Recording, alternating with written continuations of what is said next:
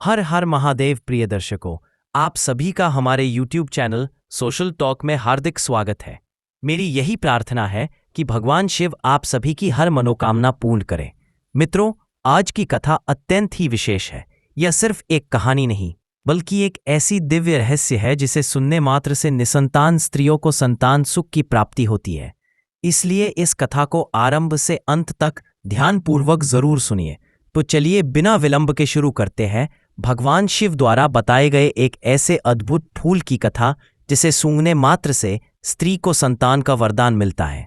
एक बार की बात है, भगवान शिव कैलाश पर्वत पर ध्यानमग्न होकर बैठे हुए थे। तभी माता आदिशक्ति पार्वती उनके समीप आती है और उन्हें सादर प्रणाम कर उनके बगल में व्याकुल मन से बैठ जाती हैं। कुछ समय बाद जब भगवान शिव अपनी ध्यानावस्था से बाहर आते हैं तो माता पार्वती के चेहरे की व्याकुलता देखकर कोमल स्वर में पूछते हैं, हे देवी पार्वती, आज आप इतनी चिंतित क्यों हैं? आपका मन इतना अशांत क्यों है? माता पार्वती कहती है, स्वामी, जब मैं आज पृथ्वीलोक को देख रही थी तो एक दृश्य ने मेरे मन को गहराई से झकझोर दिया। मैंने देखा उज्जैन नगरी में स्थित आपके भव्य मंदिर में एक स्त्री पुत्र प्राप्ति के लिए आपकी पूजा कर रही थी। वो स्त्री जोर जोर से विलाप कर रही थी। उसकी करुण पुकार मेरे हृदय को चीर गई। हे नाथ, जिन माताओं की गोद संतान से सूनी है, उनके दुख का कोई अंत नहीं। ऐसे माता पिता को संतान कैसे प्राप्त हो सकती है? कृपया मेरे इस प्रश्न का उत्तर दीजिए। माता पार्वती की करुण भावनाएं सुनकर भगवान शिव कहते हैं, हे देवी, आज आपने समस्त संसार की स्त्रियों के कल्याण के लिए अत्यंत ही शुभ प्रश्न किया है। मैं तुम्हें एक ऐसे दिव्य पुष्प के बारे में बताता हूं जिसे यदि कोई स्त्री श्रद्धा से सूंघ ले तो उसे संतान की प्राप्ति होती है। यह सुनकर माता पार्वती अत्यंत उत्सुक होकर पूछती है, हे प्रभु, वह कौन सा फूल है और वह किसे और कैसे प्राप्त हो सकता है? तब भगवान शिव मुस्कुराते हुए कहते हैं, हे पार्वती, इसका उत्तर मैं तुम्हें एक छोटी सी सत्य कथा के माध्यम से दूंगा। इस कथा को ध्यान से सुनो, तभी इसका वास्तविक लाभ मिलेगा। भगवान शिव कथा प्रारंभ करते हैं। बहुत समय पहले की बात है। एक छोटे से गांव में दीनाना नामक एक गरीब किसान रहता था। उसके 3 बेटियां थीं। वह जैसे तैसे मेहनत करके 2 बेटियों का विवाह कर चुका था, लेकिन उसकी सबसे छोटी बेटी विमला अभी अविवाहित थी। विमला अत्यंत सुंदर, समझदार थी। विमला भगवान शिव की अनन्य भक्त थी। वह प्रतिदिन उनकी पूजा आराधना करती थी। आगे भगवान शिव जी कहते हैं, हे देवी पार्वती, किसान ने जिन 2 बेटियों का विवाह किया था, उन दोनों बेटियों को पुत्री थी, उन्हें कोई पुत्र नहीं था। किसान की सबसे छोटी बेटी विमला की अभी तक शादी नहीं हुई थी। किसान इस बात को लेकर बड़ा चिंतित रहता था कि अभी तक दोनों बेटियों को कोई पुत्र नहीं हुआ है। लगता है कि हमारी छोटी बेटी को भी कोई पुत्र नहीं होगा। ये सोचकर वह उदास हो जाता था और मन ही मन सोचता रहता था कि जिस प्रकार से मुझे किसी पुत्र की प्राप्ति नहीं हुई है, उसी प्रकार मेरी बेटियों के भाग्य में पुत्र प्राप्ति का सुख नहीं लिखा है। फिर उस किसान ने अपनी बेटी की ओर देखते हुए सोचने लगा, विवाह होने के बाद अगर इसे भी पुत्र की प्राप्ति नहीं हुई तो मैं लोगों को क्या मुंह दिखाऊंगा? लोग पता नहीं मेरे बारे में क्या सोचेंगे। मित्रों, वह किसान जब भी खेतों में काम करने जाता, वह अपनी मदद के लिए अपनी सबसे छोटी बेटी विमला को साथ में लेकर जाता था। एक दिन किसान जब खेत में काम कर रहा था तो गर्मी के कारण उसने अपने कुछ वस्त्र उतारकर खेत के किनारे रख दिए और खेत में काम करने लगा। जब उसका काम खत्म हो गया तो किसान ने अपनी बेटी विमला से कहा, अरे बेटी विमला, जाओ, वहां मैंने जो वस्त्र रखे हैं उन्हें लेकर तो आना जरा। किसान के कहने पर वह कपड़े लाने चली गई। तभी उसने देखा कि उसके पिता के कपड़ों पर एक सर्प कुंडली मारकर बैठा हुआ था। वह उस सर्प को उठाना नहीं चाहती थी, इसीलिए वह वापस अपने पिता के पास गई और उसे बताया, पिताजी, आपके कपड़ों के ऊपर तो एक सर्प कुंडली मार करके बैठा। अब आप ही बताइए कि मुझे क्या करना चाहिए। अपनी बेटी की बात सुनकर उस किसान ने अपनी बेटी से कहा, बेटी, उस सांप को वहां से उठाकर सावधानी से फेंक देना और मेरे कपड़े लेकर आना। इतना कहकर वह किसान खेत से घर की तरफ चल देता है। मित्रों, आगे की कथा सुनाते हुए भगवान शिव जी कहते हैं, हे देवी पार्वती, वह लड़की अपने पिता की बात मानकर उस सर्प के पास गई और बहुत ही मधुर स्वर में कहा, हे नागराज, सर्व देवता, क्या आपको आराम करने के लिए कोई मुलायम बिस्तर जैसी जगह चाहिए विमला के मुख से ये बात सुनकर वह सर्प बहुत ही मैत्रीपूर्ण आंखों से विमला की ओर देखने लगा। उस सर्प को देखकर विमला समझ गई कि यह कुछ कहना चाहता है। फिर वह उस सर्प के भाव को समझ गई और उसके लिए घास फूस इकट्ठा करके एक आसन बना दिया और उसके ऊपर उस सर्प को बैठा दिया और फिर उस सर्प से कहा, हे नागराज, अब आप इस मुलायम जगह पर विश्राम करो। इतना कहकर किसान की बेटी विमला अपने पिता के वस्त्र लेकर घर की ओर जाने लगी। तभी उस सर्प ने विमला से कहा, हे सुंदरी, क्या तुम प्रतिदिन मेरी सेवा में आना चाहोगी? मैं जानता हूं तुम्हारे पिता बहुत ही गरीब हैं और वह मुझे दूर फेंकवाना चाहते थे क्योंकि उन्हें उनके कपड़े मिल सके। हे सुंदरी, तुम बहुत साफ हृदय वाली लड़की हो। मैं तुम्हें पसंद करता हूं। यदि तुम प्रतिदिन मुझे अपने साथ घुमाने ले चलोगी तो मैं तुम्हें बदले में बहुत सारा धन दूंगा। फिर उस सर्प ने अपनी सच्चाई किसान की बेटी से बताते हुए कहा, हे सुंदरी, मैं एक राजकुमार हूं। साधु महात्मा के श्राप के कारण मैं 3 वर्ष के लिए सर्प बन गया हूं। यदि तुम 3 वर्ष तक मेरी सेवा करोगी तो मुझे इस श्राप से छुटकारा मिल जाएगा और फिर राजकुमार बनते ही मैं तुम्हारे साथ में विवाह भी कर लूंगा। उस सर्प की बात को मानकर हामी भर देती और फिर विमला उसे प्रतिदिन घुमाने के लिए तैयार हो गई और उस सर्प से बोली, हे राजकुमार, मुझे आपकी शर्त मंजूर है। आप जैसा बोल रहे हैं अब मैं वैसा ही करूंगी। इतना कहकर वह उस सर्प को वचन देकर अपने घर चली गई और अगले दिन सुबह उठकर वह अपने पिता के पास गई और बोली, पिताजी, मैंने हर प्रकार का कहना मानती आई हूं, अपितु मैंने अपनी और आपकी गरीबी देखी है। मैं काफी समय से घर पर रह चुकी हूं। अब मैं दुनिया में अपनी किस्मत आजमाने जा रही हूं। कृपया आप मुझे जाने की अनुमति दे दें। अपनी बेटी की यह बात सुनकर किसान को गुस्सा आ गया। वह अपनी जवान बेटी को कहीं नहीं जाने देना चाहता था, इसीलिए उसने अपनी बेटी को जाने की अनुमति नहीं दी। लेकिन किसान की बेटी विमला अपने पिता से जिद करके घर से बाहर निकल गई और उस सर्प से मिलने चल देती है, क्योंकि उसने उस सर्प से वादा किया था। थोड़ी देर बाद वह सर्प के पास जा पहुंची। विमला को देखकर वह सर्प बहुत प्रसन्न हुआ और बोला, अब तुम आ गई हो तो मुझे थोड़ा इधर उधर घुमाने के लिए ले चलो। फिर किसान की लड़की ने वैसा ही किया। उसने उस सर्प को अपने साथ लिया, उसे घुमाने के लिए चल देती है। उस सर्प को घुमाने के बाद जब वह उसे लेकर वापस जंगल में आती है तो वह देखती है कि उसके सामने एक शानदार महल जंगल में अचानक से प्रकट हो गया। उस महल में एक बड़ा सा कमरा था जिसमें एक बड़ी मेज थी जो तरह तरह के खाने के व्यंजन से सजी हुई थी। इस प्रकार का खाना उस किसान की लड़की ने अपने पूरे जीवन काल में कभी नहीं देखा था। फिर तो किसान की लड़की ने भरपेट खाना खाया। खाना खाने के बाद वह सोने के लिए अपने बिस्तर पर चली गई और फिर रोजाना हर दिन वह एक दिन के लिए उस नाग को अपने साथ रखती। उसके बाद महल में जाती जहां उसके लिए सब कुछ तैयार किया जाता था और उसके लिए महल में शानदार व्यवस्था की जाती थी। इस प्रकार धीरे धीरे 1 वर्ष बीत जाने के बाद एक दिन किसान की बेटी ने उस सर्प से कहा, हे नागराज, मैं बहुत दिनों से अपने परिवार दूर हूं, अब मुझे उन्हें एक बार मिलना है। विमला की बात सुनकर उस सर्प ने विमला को उसके पिता से मिलने की अनुमति दे दी और कहा कि अगले दिन वापस लौट आना। इस प्रकार किसान की लड़की ने अपने पिता और अपनी दोनों बहनों के लिए सोने चांदी के आभूषण और अन्य बहुमूल्य सामान लेकर अपने घर की तरफ चल देती है। कुछ समय बाद जब वह इतना सारा धन लेकर अपने पिता के पास पहुंची तो उसके पिता और उसकी बहनें इतना सारा धन देखकर आश्चर्यचकित रह गई और वह सब जानना चाहते थे कि इतना सारा धन इसे कहाँ से मिला, इसका मालिक कौन है। लेकिन उस लड़की ने उन्हें कुछ भी नहीं बताया क्योंकि उस सर्प ने विमला को यह बात बताने से मना किया था। मित्रों, किसान ने सच्चाई जानने के लिए विमला से कई बार पूछा, लेकिन विमला ने अपने पिता को कुछ नहीं बताया। तभी किसान को क्रोध आ गया और उसने विमला को बहुत मारा पीटा। इतना मार खाने के बाद भी विमला ने कुछ नहीं बताया। अगले दिन सुबह होती ही विमला उस सर्प के पास वापस जंगल में चली गई और फिर उस सर्प को हर दिन 1 या 2 घंटे तक घुमाने ले जाती रही। इस प्रकार दूसरे वर्ष के अंत में एक बार फिर वह अपने पिता और अपनी बहनों से मिलने गई और इसी प्रकार तीसरे वर्ष के अंत में भी मिलने गई। जब किसान की लड़की तीसरी बार उस सर्प को छोड़ करके अपने पिता और अपनी बहनों से मिलने के लिए गई तो जाने से पहले सर्प ने विमला से कहा था कि तुम आज ही लौट आना, कल तक अपने पिता के घर में मत रुकना। सर्प की बात सुनकर वह लड़की उसे वचन दे करके उस सर्प को छोड़ के चली गई। उधर जब वह लड़की अपने पिता के पास पहुंची तो उसके पिता और उसकी बहनों ने इस बात पर जोर दिया कि जो धन वह अपने साथ लेकर आती है उसका असली मालिक कौन है और तू किसके यहाँ पर काम करती है। अपने पिता और बहनों के पूछने पर विमला ने उन्हें कुछ भी नहीं बताया। इस बात से उसके पिता को गुस्सा आ गया और उसने विमला को एक कमरे में ले जाकर बंद कर दिया। जैसे तैसे करके विमला कमरे से बाहर निकली और भागते हुए जंगल में जा पहुंची। लेकिन जब तक वह घर से जंगल में लौटी तब तक बहुत देर हो चुकी थी।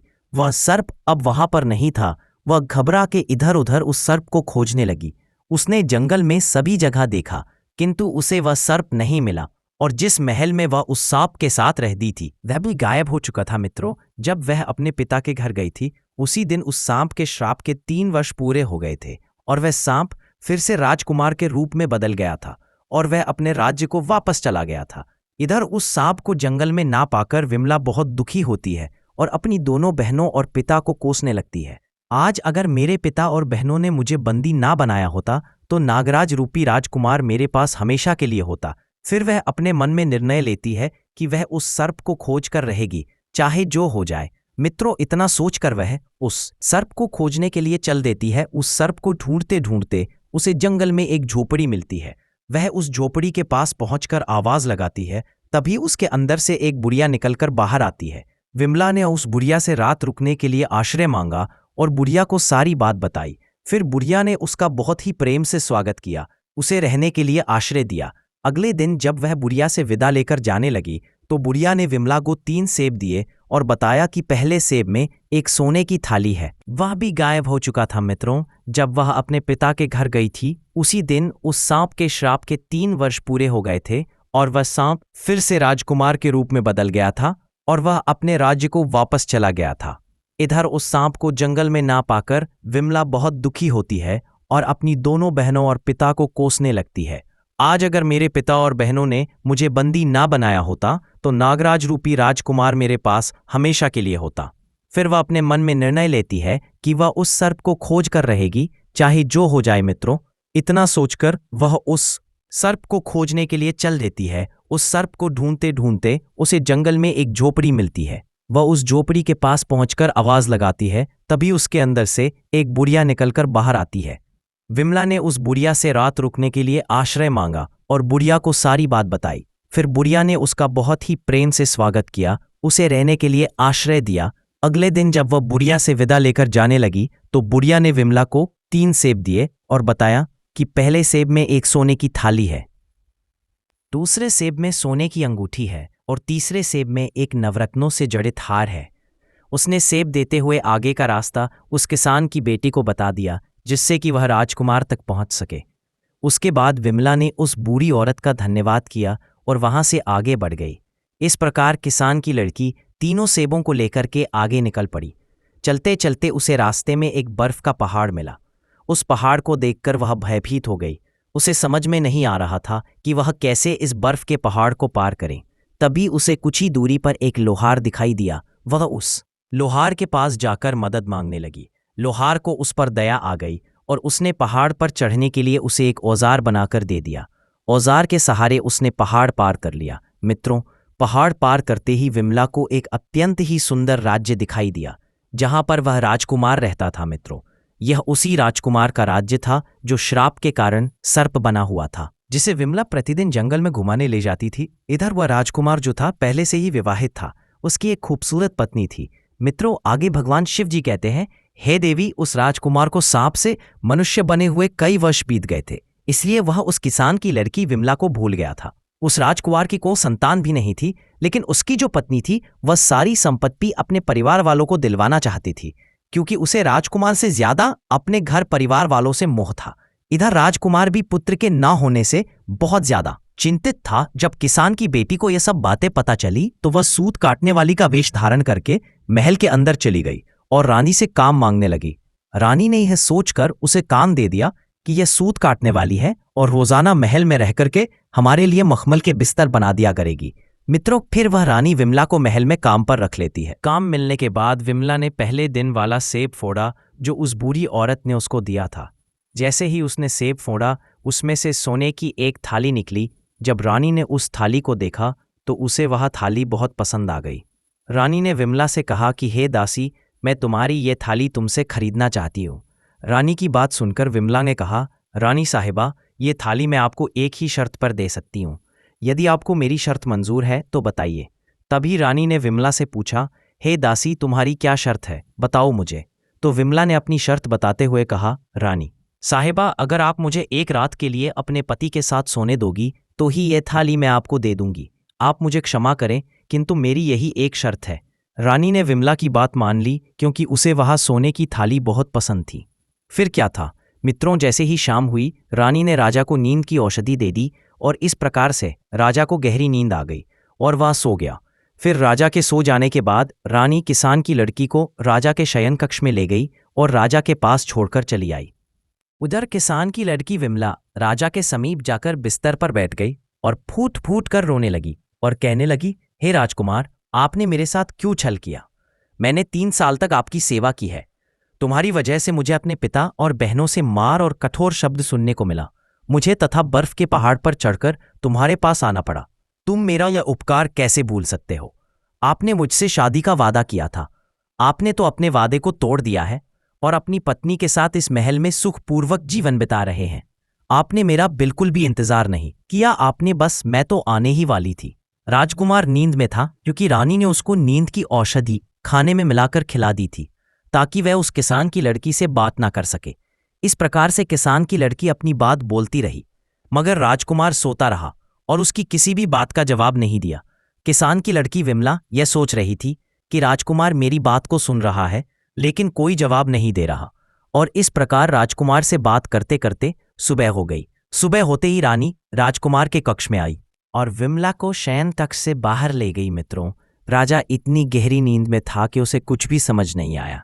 अगले दिन विमला ने दुखी होकर दूसरा सेब लिया और उसे फोड़ा तो उसमें से हीरे की अंगूठी निकली जो देखने में बहुत ही सुंदर थी। जब रानी ने उस अंगूठी को देखा तो उसके मन में लालच आ गया और उसने विमला से उसे बेचने के लिए कहा।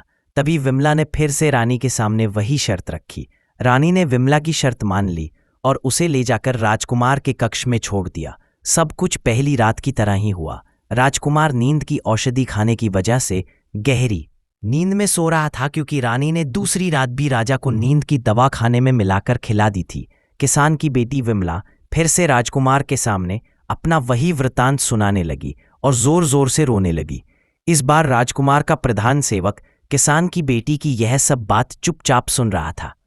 अगले दिन जब सुबह हुई तो राजकुमार के प्रधान सेवक ने राजकुमार को रात में उसके साथ हुए सारे किस्से को सुना दिया।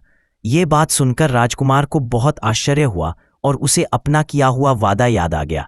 फिर राजकुमार ने सोचा, मुझे उससे मिलना चाहिए। मित्रों, उधर सुबह होते ही रानी विमला को अपने साथ लेकर अपने कक्ष में चली गई थी।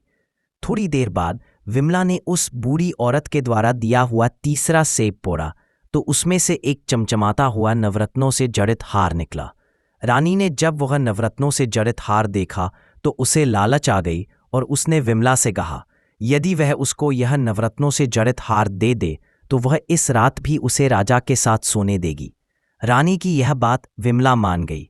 जब शाम हुई तो रानी ने राजकुमार के लिए खाना परोसा, लेकिन इस बार राजा ने खाना नहीं खाया क्योंकि राजा को पता चल गया था कि इस खाने में नींद की औषधि मिली हुई है।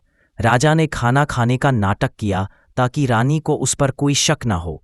उसके बाद राजा उठकर अपने शयन कक्ष में चला गया और चुपचाप नाटक करके लेट गया। थोड़ी देर बाद रानी विमला को अपने साथ राजकुमार के शयन कक्ष में लेकर आई और उसे छोड़कर चली गई। विमला उदास होकर के राजा के बिस्तर के पास में गई और वहीं पर खड़ी होकर रोने लगी और कहने लगी, हे राजकुमार, आपने मेरे साथ ऐसा क्यों किया? मैंने तो 3 वर्षों तक निस्वार्थ भाव से आपकी सेवा की थी। मुझे अपने पिता और बहनों से मार और कठोर शब्द मिले। आपसे मिलने के लिए मुझे बर्फ के विशालकाय पर्वत को पार करना पड़ा। साथ ही आपको ढूंढने के लिए जंगलों में इधर उधर भटकना पड़ा। आप ये सब कुछ कैसे भूल गए? आप यहाँ अपनी पत्नी के साथ महल में सुखपूर्वक जीवन जी रहे हो। अब मेरा क्या होगा? मित्रों, आगे की कथा सुनाते हुए भगवान शिव जी कहते हैं, हे देवी, इस बार राजा चुपचाप किसान की बेटी विमला की बात सुन रहा था, लेकिन वो झूठ मूठ कर सोने का नाटक कर रहा था और मन ही मन सोचने लगा कि एक मेरी रानी है जिसके लिए मैं इतना सब कुछ करता हूं और वो मेरी संपत्ति को अपने मायके वालों को देना चाहती है, मुझे सम्मान तक नहीं देती। और एक ये लड़की जो अपने प्रेम को ढूंढते हुए यहां तक आ गई और जब मैं सर्प रूप में था तो इसने लोगों की परवाह ना करते हुए मेरी दिन रात सेवा की। मित्रों, ये सब सोचकर राजकुमार ने अपनी आंखें खोली और विमला को गले से लगा लिया और उसे दरबार में ले जाकर सबके सामने अपनी पत्नी के रूप में अपना लिया। और उसके बाद किसान की बेटी विमला से पूरे विधि विधान से विवाह किया और खुशहाल जीवन व्यतीत करने लगा। फिर एक दिन राजा के महल में एक सन्यासी महात्मा भिक्षा मांगने के लिए अखोश शब्द मिले। आपसे मिलने के लिए मुझे बर्फ के विशालकाय पर्वत को पार करना पड़ा, साथ ही आपको ढूंढने के लिए जंगलों में इधर उधर भटकना पड़ा। आप यह सब कुछ कैसे भूल गए? आप यहां अपनी पत्नी के साथ महल में सुखपूर्वक जीवन जी रहे हो। अब मेरा क्या होगा? मित्रों, आगे की कथा सुनाते हुए भगवान शिवजी कहते हैं, हे देवी, इस बार राजा चुपचाप किसान की बेटी विमला की बात सुन रहा था, लेकिन वह झूठ मूठ कर सोने का नाटक कर रहा था और मन ही मन सोचने लगा कि एक मेरी रानी है जिसके लिए मैं इतना सब कुछ करता हूं और वह मेरी संपत्ति को अपने मायके वालों को देना चाहती है, मुझे सम्मान तक नहीं देती। और एक यह लड़की जो अपने प्रेम को ढूंढते हुए यहां तक आ गई, और जब मैं सर्प रूप में था तो इसने लोगों की परवाह न करते हुए मेरी दिन रात सेवा की। मित्रों, यह सब सोचकर राजकुमार ने अपनी आंखें खोली और विमला को गले से लगा लिया और उसे दरबार में ले जाकर सबके सामने अपनी पत्नी के रूप में अपना लिया। और उसके बाद किसान की बेटी विमला से पूरे विधि विधान से विवाह किया और खुशहाल जीवन व्यतीत करने लगा।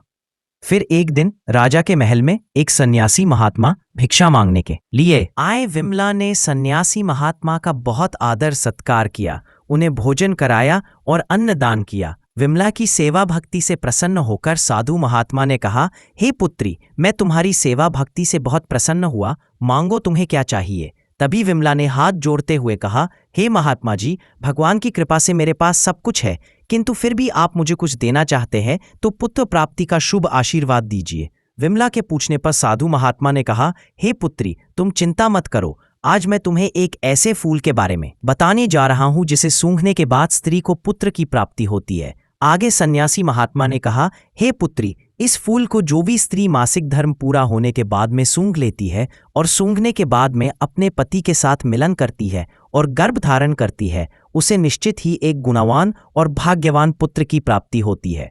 आगे साधु महात्मा ने किसान की बेटी विमला से कहा, हे बेटी, बगीचे के पूर्व दिशा में धतूरे का एक पेड़ है, उसमें धतूरे के फूल लगे हुए हैं जो भगवान शिवजी को अत्यंत ही प्रिय है।